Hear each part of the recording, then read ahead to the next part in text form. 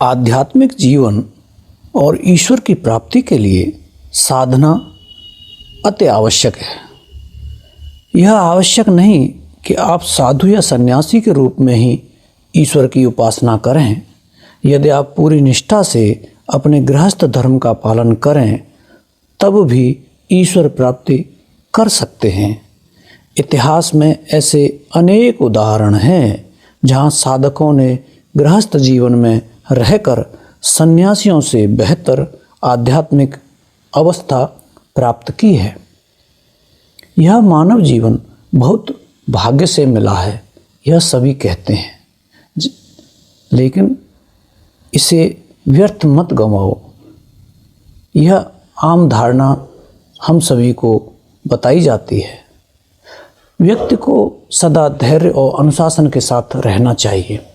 जिस प्रकार थोड़ा सा दही दूध से भरे गागर को दही में परिवर्तित कर देता है, उसी प्रकार भावों के थोड़े से भी विकारग्रस्त होने से मनुष्य की शांति को विशाल क्षति पहुंच सकती है।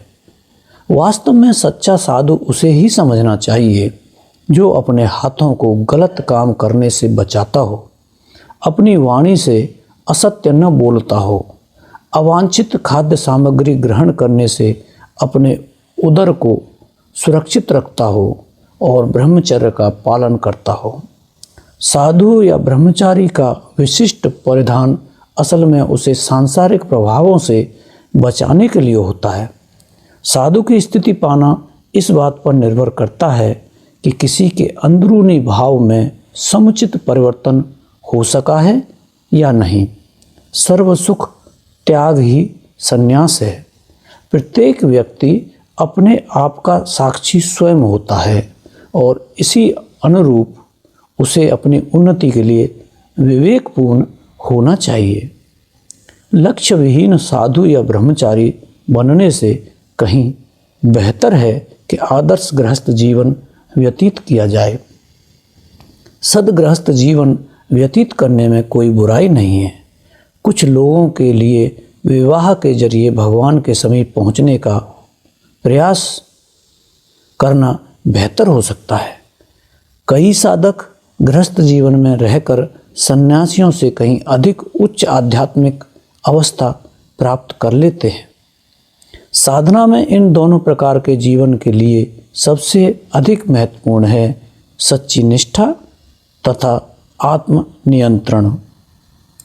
प्राचीन समय में लोग बचपन से ब्रह्मचर्य जीवन व्यतीत कर गृहस्थ जीवन में प्रवेश करते थे, इसलिए उनके गृहस्थ जीवन में भटकाव नहीं आता था और उनका जीवन पूरी तरह उनके अधीन रहता था।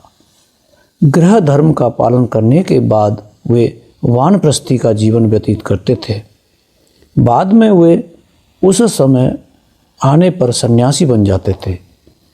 इस प्रकार उनका गृहस्थ जीवन से गुजरना उनके आध्यात्मिक परिवर्तन में बाधक नहीं बनता था।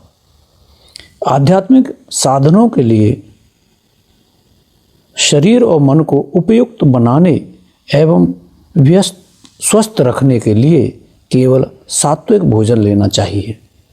पहले भजन फिर भोजन, दोनों की ही इस जीवन में आवश्यकता है। आपको भगवान का नाम लेना है, किंतु उनकी भावपूर्ण भक्ति विकसित करने के लिए अपनी जीवनचर्या, आचरण और आदतें नियंत्रित करनी होंगी और उसके लिए भोजन उतना ही महत्वपूर्ण है जितनी रोगी के लिए दवा, अन्यथा रोगी को रोग से मुक्ति नहीं मिलेगी। कहा भी गया है, जैसा खाएं अन्न वैसा बने मन। इसलिए जीवन भर समुचित सात्विक भोजन करना भी अपने आप में एक महत्वपूर्ण साधना है। भोजन की शुद्धता से मनुष्य अंदरूनी शुद्धता प्राप्त करता है। अनुशासन एवं संयम के बिना आप अपने जीवन को सर्वोच्च सत्ता की ओर नहीं ले जा सकते।